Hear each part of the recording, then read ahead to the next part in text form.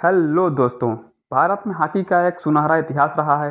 शुरुआती समय से ही इस खेल पर भारत का एक मजबूत दबदबा रहा है। चाहे दुनिया की कोई भी प्रतियोगिता हो, भारत हमेशा ही नंबर एक रहा है। बीच में नए नियम के बाद भारतीय हॉकी अपने खराब दौर से गुजरी, लेकिन फिर से वापसी की है और अपने खेल से लोगों को प्रभावित किया है। आज हम इसी पर बात करेंगे और जानेंगे भारतीय हॉकी का पूरा इतिहास।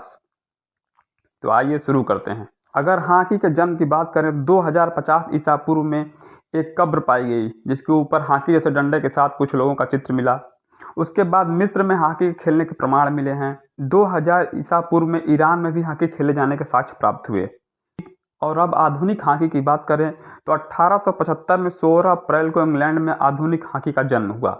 1876 में इंग्लिश हॉकी एसोसिएशन पहला एसोसिएशन बना। 1861 में इस पर एक हॉकी क्लब बनाया गया था जिसका नाम था ब्लैक हीथ हॉकी क्लब। 1833 में विंबलडन द्वारा हॉकी के नियम बनाए गए। पहला इंटरनेशनल मैच 1895 में वेल्स और आयरलैंड के बीच खेला गया। इंटरनेशनल हॉकी फेडरेशन की बात करें तो इसकी स्थापना 1924 में हुई थी लुसाने, स्विट्जरलैंड में। पुरुष हॉकी 1908 में और महिला हॉकी 1980 में ओलंपिक में शामिल हुआ। अब हम बात करते हैं भारतीय हॉकी की। तो भारत में पहला हॉकी क्लब 1885-86 में कोलकाता में खोला गया, जिसका उस समय नाम कलकत्ता था। उसके बाद बॉम्बे और पंजाब में खोला गया। इंडियन हॉकी फेडरेशन की स्थापना 1925 में नई दिल्ली में हुई और हॉकी इंडिया जो दूसरा एक फेडरेशन है उसकी स्थापना 2009 में नई दिल्ली में हुई। ये दोनों हॉकी के लिए काम करते हैं और इंटरनेशनल जो फेडरेशन है उससे मान्यता प्राप्त है।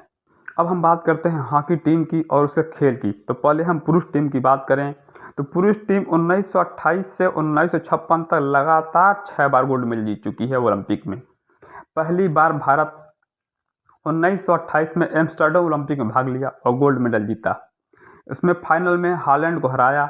एक बात जान के आपको आश्चर्य होगा कि इस ओलंपिक में भारत ने कोई गोल नहीं खाया, सिर्फ और सिर्फ गोल किए और सबको बड़े अंतरों से हराए। इस टीम के कप्तान थे जयपाल सिंह मुंडा।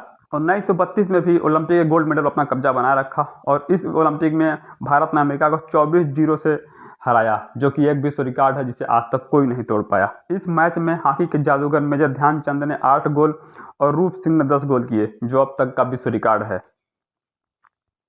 1936 में भी भारत ने फाइनल में जर्मनी को 8-1 से हराकर गोल्ड मेडल जीता था।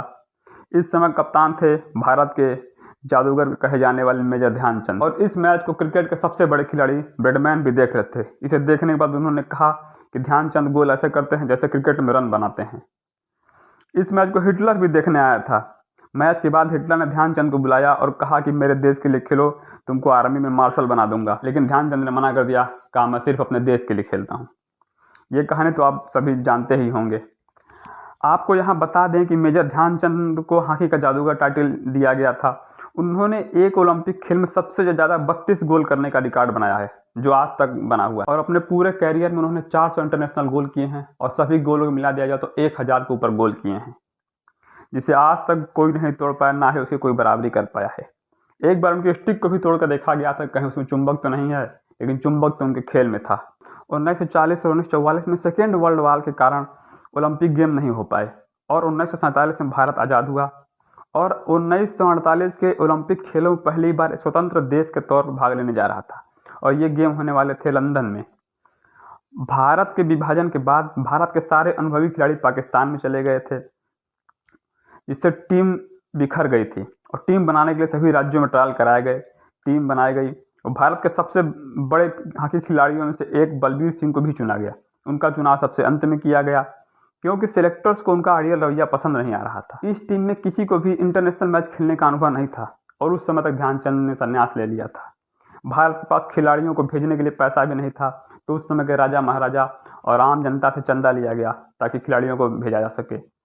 वहाँ जाने के बाद भारतीयों का काफ़ी मजाक उड़ाया गया वहाँ की मीडिया के द्वारा, लेकिन भारतीय खिलाड़ियों ने सबको हरा दिया और बलबीर सिंह ने अपने दम पर इंग्लैंड को फाइनल में 4-0 से हराकर बाद में गोल्ड मेडल दिला दिया। 1948 के बाद 1952-1956 में भी बलबीर सिंह ने अपने दम पर भारत को ओलंपिक में गोल्ड मेडल दिलाया और भारतीय हॉकी को उसकी ऊंचाइयों पर ले गए। 1960 के ओलंपिक के फाइनल में भारत पहुंचा, जहां भारत का मुकाबला पाकिस्तान से हुआ और भारत 1-0 से हार गया और सिल्वर मेडल प्राप्त किया। भारत के लगातार 30 मैच जीतने का रिकॉर्ड भी यहाँ पर रुक गया। फिर 1968 के ओलंपिक में भारत फाइनल पहुंचा, जहां उसका मुकाबला पाकिस्तान से हुआ।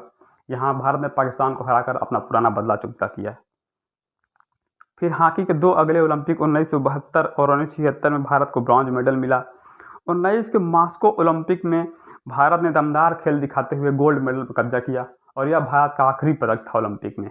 1980 तक भारत के हॉकी का स्वर्णिम काल था। इसके बाद भारत की हॉकी में गिरावट आती गई और फिर भारत कभी फाइनल नहीं खेल पाया।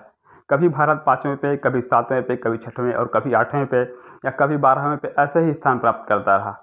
यहाँ तक कि 2008 के ओलंपिक में हम क्वालिफाई भी नहीं कर पाए ओलंपिक खेलने के लिए। 2007 में भारत अपने सबसे खराब और सबसे निचली रैंकिंग पे रहा। 1980 के बाद जब भारतीय हॉकी खेल में गिरावट आई, उसके कई कारण थे। एक्सपर्ट्स की माने तो नए रूल लाना, पुरानों को हटा देना, नया पिच लाना, इस तरह के नियम थे। जिसमें कुछ विशेष नियम को समझे तो एक था ऑफ साइड नियम, ऑफ साइड रूल जिसे कहते हैं। आप सरल भाषा में समझें तो मान लें कि टीम ए है और टीम बी है। टीम बी के खिलाड़ी टीम ए की तरफ गोल करने जाते हैं तो टीम बी का एक खिलाड़ी टीम ए के गोलकीपर के पीछे खड़ा रहता है, जिसे ऑफ साइड कहा जाता है। उसको बॉल दे दी जाती है और वो गोल कर देता है। ऑफ साइड रूल हटा। इसके बाद विपक्षी का कोई भी खिलाड़ी गोलकीपर के पीछे खड़ा नहीं रह सकता था। जितने भी खिलाड़ी होंगे वो गोलकीपर के आगे ही रहना होगा। अब दूसरे नियम की बात करें तो गोल करने का नियम बदल दिया। आपने देखा होगा कि गोलकीपर के सामने एक आधा गोला बना होता है जिसे डी कहते हैं, और नियम बदलाव करके किया गया कि अब गोल सिर्फ डी के अंदर से ही करने पर माना जाएगा, डी के बाहर से गोल करने पर गोल नहीं माना जाएगा। अब मैच जो है एस्ट्रो टर्फ पे होने लगे थे और हमारे यहाँ मिट्टी और घास के मैदान होती थी, जिससे हम टर्फ पे उतना अच्छा नहीं खेल पाते थे और हम खेल में स्किल पर ज़्यादा ध्यान देते थे।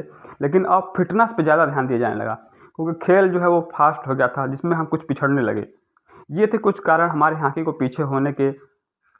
लेकिन 2013 के बाद हमने इसमें सुधार किया और फिर से अपने खेल को अच्छा बनाया और फिर से अपनी स्थिति को प्राप्त करने की कोशिश की, जिसका अगर हम देखते हैं एशियन गेम्स 2014 में गोल्ड मेडल, 2018 में ब्रॉन्ज मेडल, फिर एशिया कप 2013 में ब्रॉन्ज, 2018 में गोल्ड और अब ओलंपिक 2020 में सेमीफाइनल खेला है और अभी ब्रॉन्ज के लिए खेलना बाकी है।